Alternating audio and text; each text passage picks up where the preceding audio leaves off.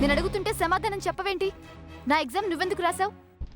ఊళ్ళో వాళ్ళు నోరు తెరవమంటే చాలు టక్కా టక్కామని నిజాలు చెప్పేస్తావు. ఇప్పుడెందుకు మాట్లాడకుండా అలా నుంచున్నావు? చెప్పవే. నువ్వు ఫెయిల్ అయ్యి మరి నన్నెందుకు పాస్ అయ్యేలా చేసావు? చెప్పు, ఎందుకు ఇలా చేసావు? నీ పెళ్ళి అవ్వాలని, నీ పెళ్ళై ఇల్లు దాటి అత్తారింటికి వెళ్ళాలని నేనే పరీక్ష రాశాను. నేను ఫెయిల్ అయినా నిన్ను ఊరు దాటిస్తే నా ప్రయత్నం పాస్ అయినట్టే. ఆహాహా, ఎంత మంచి ప్లాన్ వేసావే వల్లి పిల్లి. నువ్వేమైనా నాకు బాకీ ఉన్నావా? నేనేమైనా నిన్ను అడిగి పీడిస్తున్నానా? అసలు నీ జోలికి రాలేదు, నీ ఊసే ఎత్తలేదు. నన్ను నన్ను ఈ ఊళ్ళో నుండి గెంటేయాలని చూస్తావా? పెళ్లి చేసుకుని వెళ్ళిపోమంటున్నాను. వెళ్ళను, ఇక్కడే ఉంటాను, ఈ ఊళ్ళోనే ఉంటాను. పెళ్ళంటూ చేసుకుంటే మీ అన్నయ్యనే చేసుకుంటాను. అది జరగదు, జరగనివ్వను. అందుకే నువ్వు పరీక్ష రాయకపోయినా నేను రాశాను.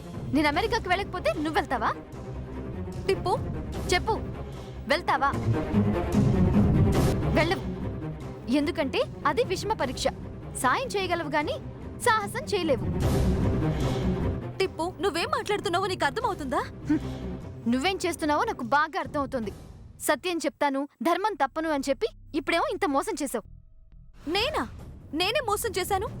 నా ఎగ్జామ్ రాసి, నా పేరు రాసి, నా హాల్ టికెట్ నెంబర్ రాసి నన్ను పాస్ చేయించావంటే నువ్వు మోసం చేసినట్టు కాదా? మంచి పని చేయడానికి ఒక మెట్టు దిగిరావడంలో తప్పు లేదన్నాడు మా తాత. నేను మీ ఇంటి మెట్టెక్కడానికి ఎన్ని ప్రయత్నాలు చేయొచ్చని అడిగితే మీ తాత చెప్పడా? చేసిన మోసానికి సంజాయిషి చెప్పుకోకు. నేను హెల్ప్ చేస్తే నువ్వు మోసం చేశానంటున్నావా? అంతే కదా. నేను భాస్కర్ని పెళ్లి చేసుకోను, భర్ణిని ప్రేమిస్తున్నాను, పెళ్లి చేసుకుంటాను, హెల్ప్ చేయమంటే కుదరదు అన్నావు. నేనెంత చదివినా పాస్ అవనని నీకు తెలుసు కదా. నా మానాన్ని నన్ను వదిలేయాల్సింది. ఫెయిల్ అయితే తిడతారు, వాళ్ళకి నచ్చకపోతే సంబంధమే వదిలేస్తారు. నువ్వెందుకు నాకు నచ్చిన విషయాలు తలదూరుస్తున్నావు? మా అన్న వెంట పడితే పరువు పోతుంది. అది పోతే పెద్దమ్మగారు తట్టుకోలేరు. పిచ్చి ప్రేమ రెండు కుటుంబాల్ని విచ్ఛిన్నం చేయకూడదు టిప్పు. మీ ఇంటికి మా ఇంటికి మధ్య ఉన్న గోడని కూలకొట్టి దూరాన్ని దగ్గర చేయాలనుకున్న నా ప్రేమను నువ్వు పిచ్చి అంటున్నావు. నాకిష్టం లేకపోయినా బలవంతంగా అమెరికా పంపించాలి అని నువ్వు చేసిన సాయాన్ని కూడా నేను మోసం అనుకుంటున్నాను. నువ్వు అపార్థం చేసుకుంటున్నావు టిప్పు. నీకోసం నేనేమైనా చేస్తాను. మీ అన్నయ్యని నాకిచ్చి చేస్తావా? ఆ పని మాత్రం చేయను. మరి అలాంటప్పుడు ఏమైనా చేస్తాను అనే బిల్డప్ ఇవ్వకు. ఒకసారి నువ్వు సీరియస్ గా ఆలోచించు. ఇంట్లో వాళ్ళకి తెలిస్తే ఎన్ని గొడవలు అవుతాయి? పెళ్లిలో కూడా అరిటాకు పచ్చగలేదని గొడవలవుతాయి. సాంబార్లో ఉప్పు తక్కువ ఉందని కొట్టుకుంటారు. పూలు వాడిపోయాయని, నీళ్లు లేవని చొక్కాలు చింపుకునే గొడవలు ఎన్ని చూడట్లేదు? ఇంత చిన్న చిన్న విషయాలకి గొడవలు జరుగుతున్నప్పుడు లైఫ్కి సంబంధించిన ప్రేమ విషయంలో ఎందుకు జరగవు? జరుగుతాయి. జరగని అనుకుని అడుగు వేస్తేనే 7 అడుగులు వేస్తాం. లేదంటే అమ్మా, అలాంటి వాళ్ళది నిజమైన ప్రేమ కాదు, అది వ్యామోహం. ఎగ్జాక్ట్లీ చిన్నత్త. నిజంగా ప్రేమించుకున్న వాళ్ళు అలా చేయరు. ఎంత మనసు విరిగిపోతే కన్న కూతుర్ని పట్టుకొని మా దృష్టిలో చచ్చిపోయా ఉంటుందా తల్లి?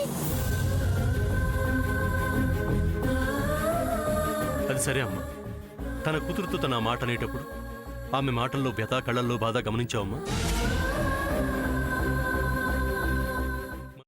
పెద్దబాబుకు బర్త్డే విషెస్ చెప్పు కూడా వెళ్ళాం కదా. ఊరికే ఎలా కాలిపోతుంది? మంట పెడితేనో పడితేనో తగలబడుతుంది.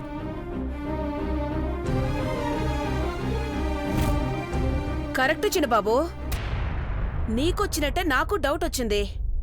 పార్వతే షర్టును తగలబెట్టిందనుకుంటా.